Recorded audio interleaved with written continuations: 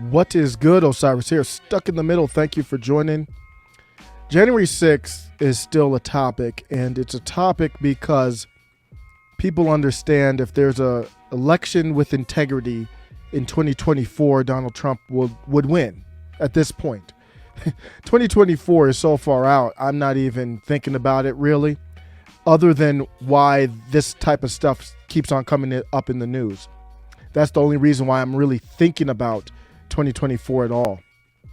They know that there could be a Democratic candidate that we don't know of right now, that's not even in the picture, that could change that. But they know that things aren't looking good if there's integrity with our elections going forward. So they're trying to go after, literally trying to lock up a former president in this escalating kind of awkward civil conflict we have right now. It's almost, I know this sounds crazy, it's almost worse than a hot, because it's just brewing underneath. It's like watching 9/11 but in extreme slow motion. You're watching the planes coming, you can't do anything about it, the towers are falling, and maybe ultimately that is good long term, that we just break. How else will the government become decentralized? Kind of phasing out the federal government. We would have to have civil conflict.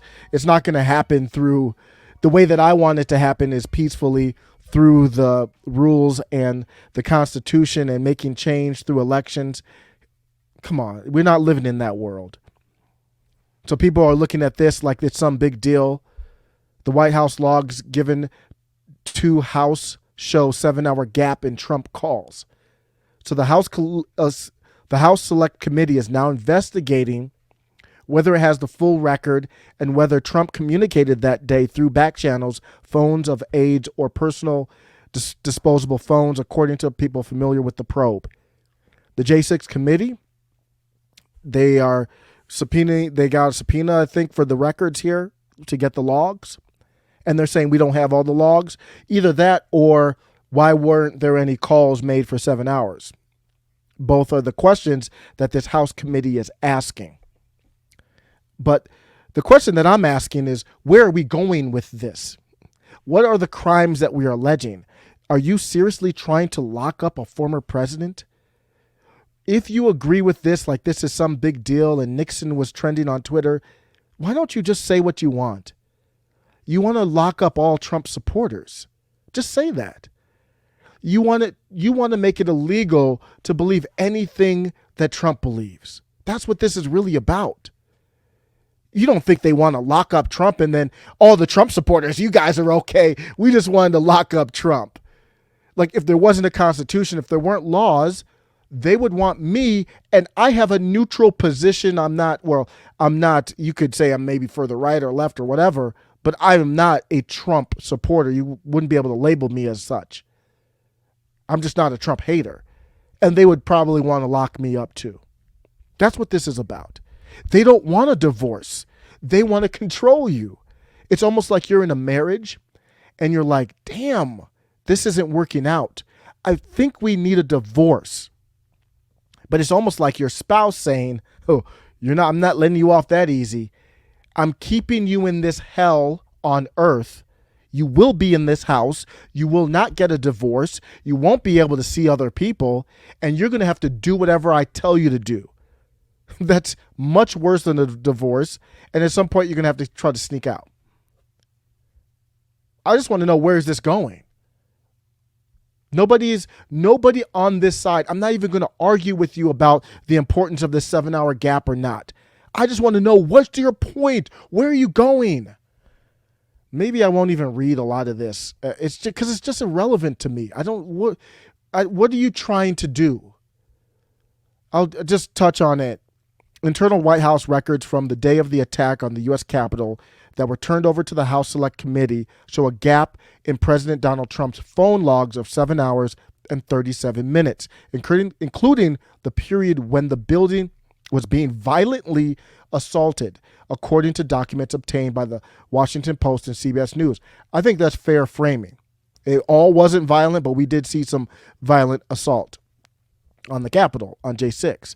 the lack of an official White House notation of any calls placed to or by Trump for 457 minutes on J6 from 11:17 a.m. to 6:54 p.m. means the committee has no record of his phone conversations as his supporters descended on the Capitol, battled overwhelmed police, and forcibly entered the building, prompting lawmakers and Vice President Mike Pence to flee for safety. Donald Trump really is calling their bluff. This is my interpretation of it.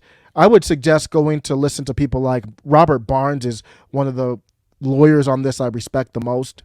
I'm not a lawyer. I just want to talk to you like a person. I'm a person in my basement, like we're at a coffee shop just talking. The impression I get is Trump and others, Trump is saying, you guys aren't going to sick the DOJ on me, so I'll give you whatever I want to give you. I don't think he's giving the full records. And I don't agree with that. I don't think Trump did anything wrong.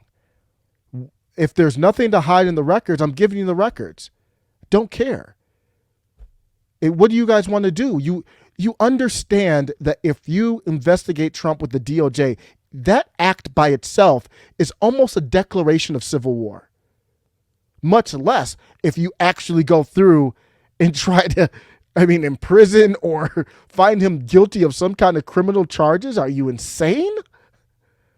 Like, do you understand the ramifications of that? So if I'm Trump, I'm releasing the records. I'm not worried about the DOJ. Because the Adam Schiff tweeted earlier today, and he tweeted something to the effect of we're gonna go after Trump or something like that. And I had to quote tweet it to remind people they keep changing the rules. When the House puts together a committee, including this committee, it can be only for one thing. The only thing that they could be putting a committee together for is for legislation. That's it. It can't be anything else. It's not for criminal. It's not for anything like that. Adam Schiff tweeted, "Our investigation has a singular purpose to ensure we never again experience a day like J6. That's fine. But the only way that they can ensure that that doesn't happen is through legislation. That's it. That's the only power they have. Every witness called before us should cooperate, yet you're not a king. So you can say that, but then you're going to have to legally force them to, and obviously they can plead the fifth. As far as I know, the left hasn't made special rules that if you don't believe us, then you can't plead the fifth. That's obviously what they would do if they could. This establishment left. Every witness called before us should cooperate, yet Peter Navarro and Dan Scavino have refused and cited spurious privileges. You don't get to decide what spurious privileges are. I see how you're framing. Adam Schiff is one of the most disgusting representatives I've ever followed. One of the most, in my opinion, corrupt and disgusting representatives of all time. He's powerful too, so it is what it is. But he is really painful to watch, disingenuous. In my opinion, he's a flat-out liar. And I want nothing to do with Adam Schiff or anything he's a part of. He's that disgusting. He's vile. I cannot overstate, and I don't know him personally, so I'm basing it based on his actions. His actions are vile. He's that dog crap you accidentally stepped in at the park. Just disgusting. Leaving us no choice but to find them in contempt. Okay, do what you do. So my response was, the only purpose of anything that comes out of the legislative branch should be legislation. I don't know what they're doing. They're not even pretending. They're not even pretending to care or talk about legislation. So they're going after Trump's calls. Is that to help them for legislation? How does this help the legislation? I don't understand. They haven't even made a case for that. So I agree Trump should release all the records. I mean, that's what the Supreme Court stated. So you have to abide by that. And, well, he doesn't have to. He's making a strategic play that you guys are supposed to be doing legislation. I'm speculating. I don't know what's happening, but it looks like this stuff is hidden because we know he had calls and some of them aren't showing up on the logs that he showed up. So I think he's playing, you guys are supposed to be doing legislation. This ain't got nothing to do with legislation. Kick rocks. Which I can't blame that position either. The 11 pages of records, which consist of the president's daily diary and the White House switchboard logs, were turned over by the National Archives. So remember, this was also a part of thing where it showed that Trump was shredding stuff and some of them were torn up, that these archives that were supposed to go to the committee were kind of shredded or wet, all kinds of stuff that they were talking about with it. So these are the archive, literally the archives of the president here. And we're missing archives for about 7 hours. So they talked about his conversations with Bannon. One of them was funny. So he talked with Bannon for about a minute over on J6 in the morning. Bannon's first January 6th call with Trump lasted for about 1 minute. According to the documents, during that conversation, Bannon asked Trump whether Pence was coming over for a breakfast meeting. At this point, they were not cool. Like, it's way before this point, they had kind of fallen out. But this was the big tension moment. And I'm just laughing at this, thinking, can you picture a conversation where Bannon's asking Trump, is Pence coming over for breakfast? Like, this isn't your boy. So you knew that would be a contentious, they're not going to eat breakfast together. That'd be a contentious confrontation. And the debate is, could Pence really do anything on J6 at that point to change the results? I say no. From my interpretation, I might do another video on that to dig into that debate. It is an interesting debate for if you want to geek out on it. But Bannon and Trump thought he could. You can have your own interpretation if there's nothing illegal about that. That's not an illegal insurrection or overturning. No. That's not illegal. Their interpretation was different than somebody else's. And then the judicial system would have to, Supreme Court or however it happens, would have to hash that out. That's not illegal. So if J6 wants to do something, they can write up laws, change things. They know they don't have the votes, the power to do that. So they're more worried about not letting Trump run again than anything else. Bannon declined to talk. This is smart. But what J6 they're also trying to do is squeeze these people out.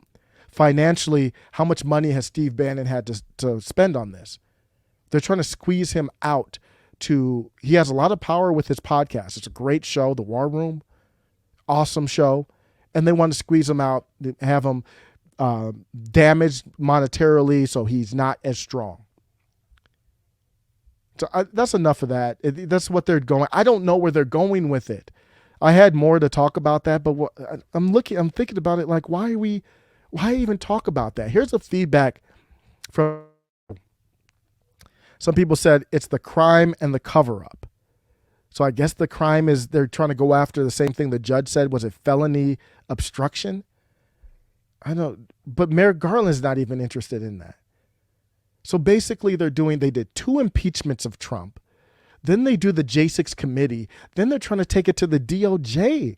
I mean, that's effectively like 4 times trying to impeach this dude. At some point, even if you're against Trump, aren't you like, would you just move on? Are you really that mad if Trump wins in 2024 at this point, considering everything that's happening in the world right now? Are you that far gone? I'm not saying I would even vote for Trump in 2024. At this point, I'm voting for Comic Dave Smith because he's by far the most common sense dude out there talking about stuff. Maybe even still Yang. But are you that far gone that you would be that upset if Trump came back in office? Are you serious? Like, after seeing what Biden is doing? Yeah, they're that far gone. Now, when you look at Twitter and all this feedback here, we're talking about people who are the most engaged of the most engaged. Most people don't know what the hell's going on. But the most engaged here on the left have the power of the media, and they affect the normies. If you ask most normies, they probably don't have a favorable view on Trump. They think probably think he's a racist. Why is that? It's because of those who are in power or those who are engaged. When you look at the quote tweets from this, the feedback from a lot of people say is, what does the lack of an official White House record of any calls placed to or by Trump indicate? Perhaps there's no record of any calls when the Capitol was under attack because he was acting as a traitor-in-chief instead of a commander-in-chief. So this is all emotion, and the emotion is very strong from these active on this, the bootlicking left. Very strong emotions. Nixon was a crook. But the hell, TFG is exceeding even Nixon's expectations of crookedness. Lock him up. And that's, you know what? Trump has to own some of that because he did the lock her up with Hillary Clinton, and they're just playing off of that. So both sides are amping this whole thing up. But I am not for any of this stuff here. The J6 committee is damaging our country right now, and it's adding fuel to this fire where there's no substance. I need somebody to tell me, if you happen to watch this video and you agree that Trump is, I don't even know what you want to label him, that he's a traitor or whatever else. Where does this go? What's the end game? And what happens after that? Let me know, and then we can talk about that more importantly than any of this other stuff.